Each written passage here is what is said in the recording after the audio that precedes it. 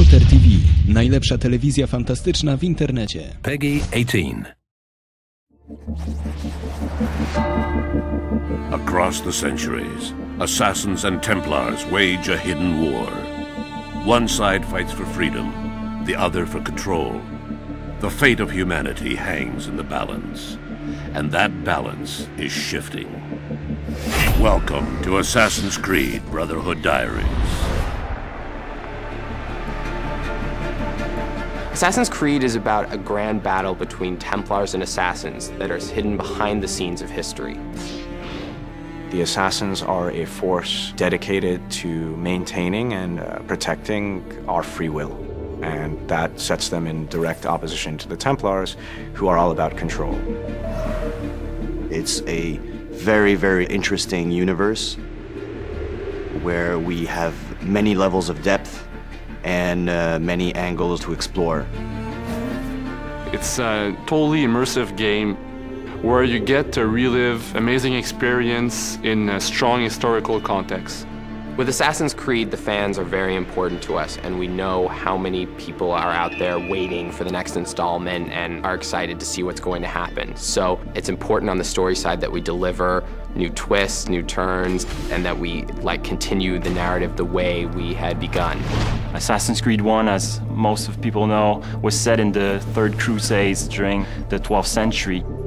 Assassin's Creed 2 was set in the Renaissance. This time around, we are going to focus especially on the city of Rome itself and on the life of Ezio, the second part of his life where he decides to build a new order, which we call the Assassin's Brotherhood.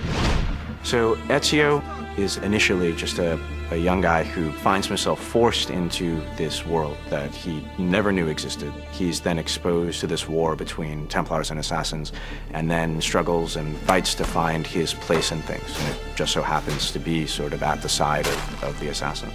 Assassin's Creed Brotherhood is a little bit like a new season of a great TV show. Assassin's Creed Brotherhood starts off at exactly the moment that Assassin's Creed 2 ended. So, when we made Assassin's Creed 2, we understood that Ezio's story was more epic than anything we could tell with one game. And this time around, what we wanted to give the players is the fantasy of being leader of an assassin order.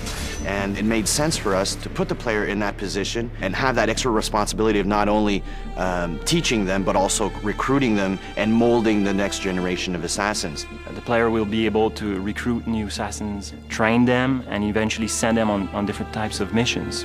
You will see many familiar faces in Assassin's Creed Brotherhood. Lots of characters that you knew before in Assassin's Creed 2 will return, but not necessarily the way you expect.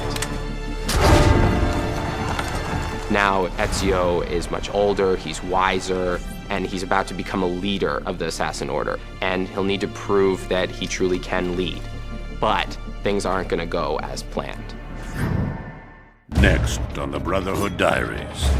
We're introducing a fresh and unique multiplayer experience, so that's the first time we are doing that for the Assassin's Creed franchise. In Assassin's Creed Brotherhood, the player is going to get to actually create the Renaissance in Rome.